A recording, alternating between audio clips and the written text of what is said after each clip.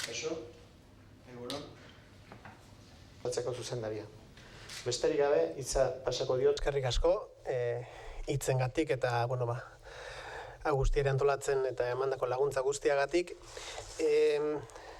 Pixkat, testuinguren kokatzeko, labur-labur, aipatu, Amaizkuntzaren nazioarteko egun honen ideia duela 61 urte sortutako nolabaiteko gatazka batetik datorrela, oso labur esan da, India zatitu beharritan eta Pakistaneko estatuan minoria bengaliak bere hizkuntza eskubideak eskatu eta orduan egondako zapalkuntza baten ondorion, hizkuntzaren aldeko egun hau edo hartu zuen orduan UNESCOk, eta era beran PEN Internationalek ere bere hartu zuen egun hau, eta azken urteotan hainbat eta hainbat ekimen landu ditu.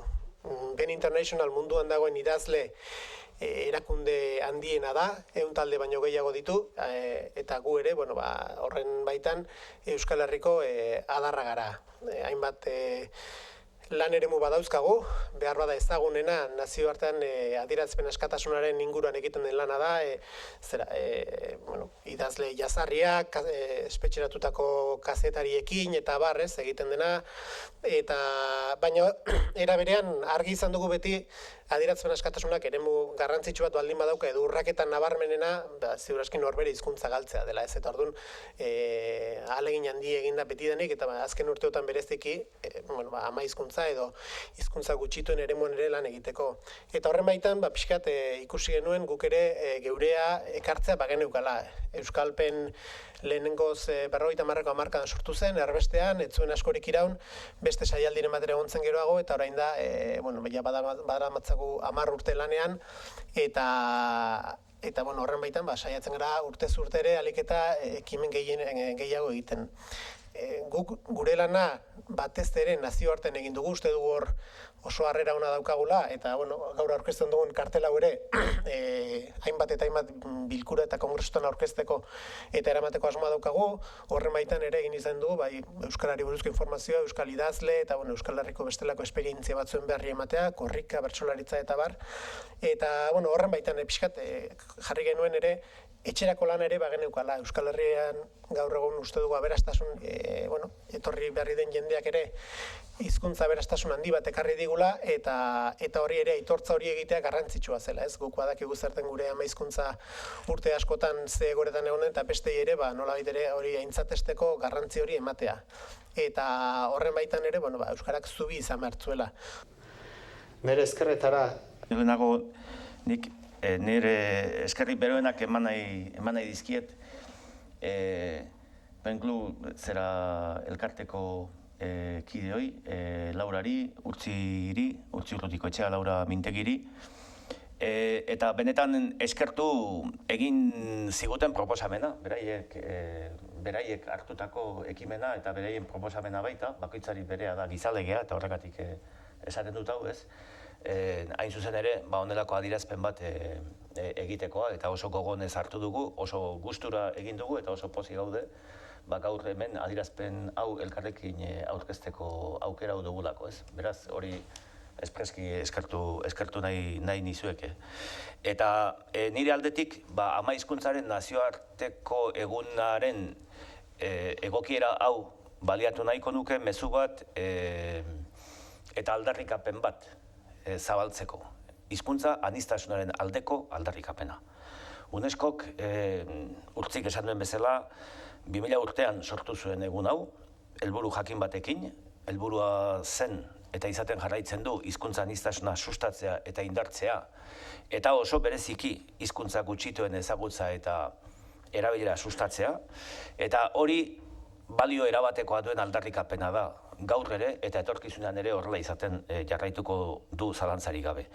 Oraindik ere beharrezkoa da hizkuntza aniztasunaren balioa eta aberastasuna aldarrikatzea. Gaur oraindik asko dira hizkuntza aniztasuna eta elebitasuna arazo moduan ikusten dituztenak, atzerritarren, etorkinen, hizkuntzak ere arazotzat ikusten dituztenak. Asko dira oraindik konturatzen ez direnak arazoa ez dela elebitasuna edo hizkuntza aniztasuna, arazoa izatekotan ere elebakartasuna dela. Munduan zehar eleaniztasuna dela araua eta salbuespena elebakartasuna dela. Elebakartasuna ez dela eskubide bat muga bat, baizik gizarte elebidun eta eleaniztunetan ate asko itxi baino egiten ez dituen muga bat. Kosta egiten da oraindik ere ulertzea hizkuntza aniztasuna errealitatea dela, gertakaria dela eta diferentea izatea eskubidea dela. Eta eskubide hori, diferente izateko eskubide hori guztiok duguna, egiazki errespetatuko baldin bada, hizkuntza aniztasuna babestu eta sustatu egin behar dela, ez dago beste biderik. Hizkuntza guztiak direla garrantzitsuak, milioi bat hiztun dituztenak edo 20 milioi dituztenak, edo 150 dituztenak edo 800 dituztenak, hizkuntza guztiak direla garrantzitsuak, pertsona guztiak garelako garrantzitsuak.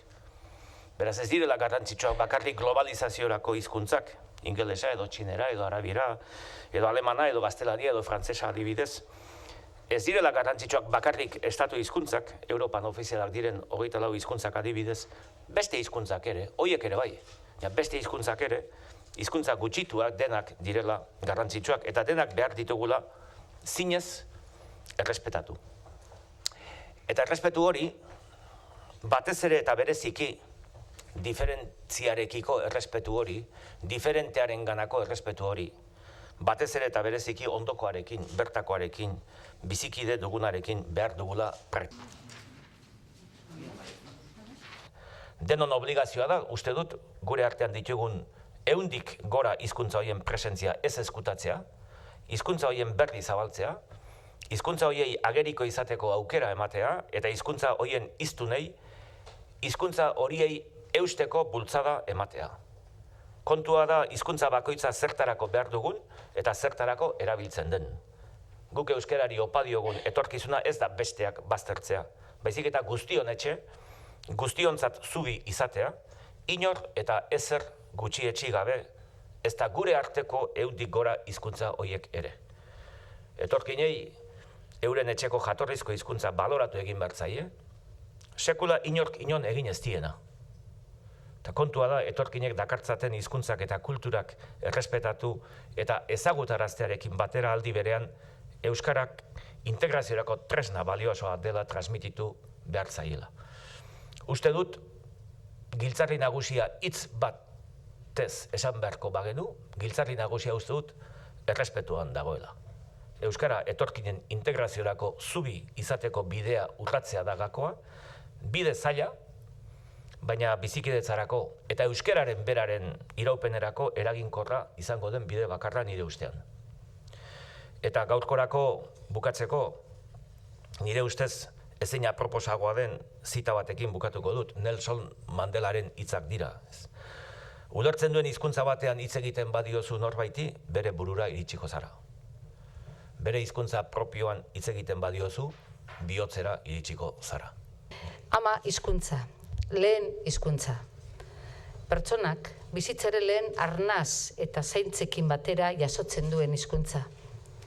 Beti bihotzean gordeko duen hori. Bizi osoan kilikatuko duen hizkuntza bereena.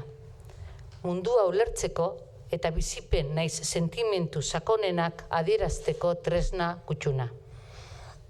Hori dena eta askoz ere gehiago da ama hizkuntza. Lehen hizkuntza, gutariko bakoitzarentzat. Eta gutariko bakoitzak merezi eta behar dugun errespetu bera, merezi eta behar du ama hizkuntzak. Nor bakoitzaren osagarri garrantzitsu bat delako. 100-dik gora dira euskararen lurralde osoan, geure inguruan, elkarrekin bizi diren ama hizkuntzak. Hiztun gutxi naiz ugari izan, guztietan eta bakoitzean sartzen da mundu osoa. Guztiek eta bakoitzak aberazten gaituzte.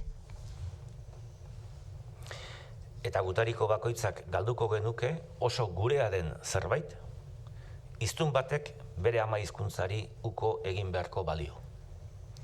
Aniztasuna delako gaurko gizarte eta gizaki gisa definitzen gaituen balio funtsezkoenetako bat.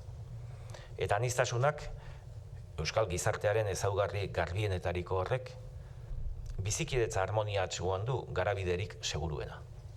Eta euskarak ere, halaxe. Euskara baita bere lurraldeetan guztion etxea eta guztion arteko zubia. Elkarren errespetuaren gainean eraikitako aniztasunean. Euskaratik eta euskaraz hizkuntza guztien balioa aitortzen dugu. Bioakie gure begirune aparta euskararen lurraldeko etxeetan, etorri berriak tarteko hitz egiten diren 100 gora hizkuntzei. Bioakie euskararen besarka da, guztionzat etxe eta zubi den euskararen agurra.